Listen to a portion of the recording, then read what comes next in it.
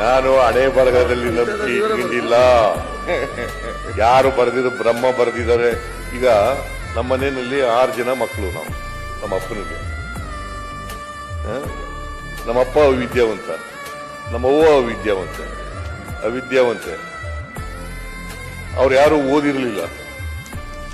ನಾವು ಒಬ್ಬನೇ ಮನೇಲಿ, ನಮ್ಮ ಅಣ್ಣ 4ನೇ ತರಗತಿವರೆಗೆ ಓದಿದ್ದ. ಇನ್ನು ಉಳಿದವರೆಲ್ಲ ಯಾರು ಹೋಗ್ಲೇ ಇಲ್ಲ, ಶಾಲೆಗೆ ಹೋಗ್ಲಿಲ್ಲ. ನಾನೊಬ್ಬನಿಗೆ ಬರೆದು ಬಿಟ್ಟಿದ್ದ ಬ್ರಹ್ಮ, ನೀವೊಬ್ಬ ಓದು ಅಂತ.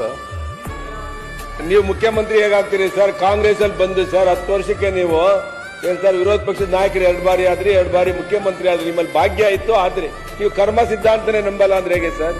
ಅದು ಡೆಸ್ಟಿನಿ ಸರ್. ಬಸವಣ್ಣ ಹೇಳಿದ್ದು ನಾನು ಹೇಳಿರೋದಲ್ಲ. ನೀ ಬಸವಣ್ಣ ನಂಬ್ತೀಯ ಇಲ್ವೋ? ನಾನ್ ಬಸವಣ್ಣನ ನಂಬ್ತೀನಿ, ನಿಮ್ಮನ್ನು ನಂಬ್ತೀನಿ. ಅಲ್ಲ ಬಸವಣ್ಣನು ನಂಬ್ತೀನಿ, ನಿಮ್ಮನ್ನು ನಂಬ್ತೀನಿ. ಆಯ್ತಪ್ಪ, ಬಸವಣ್ಣ ವಿಚಾರ ನಂಬೋದಾದ್ರೆ ಕರ್ಮ ಸಿದ್ಧಾಂತವನ್ನ ತಿರಸ್ಕಾರ ಮಾಡಬೇಕು.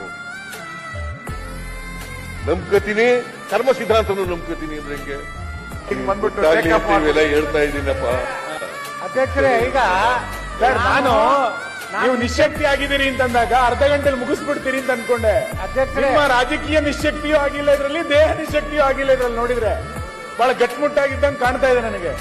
ಅಧ್ಯಕ್ಷರೇ, ನಾನು 5 ಮುಖ್ಯಮಂತ್ರಿಗಳ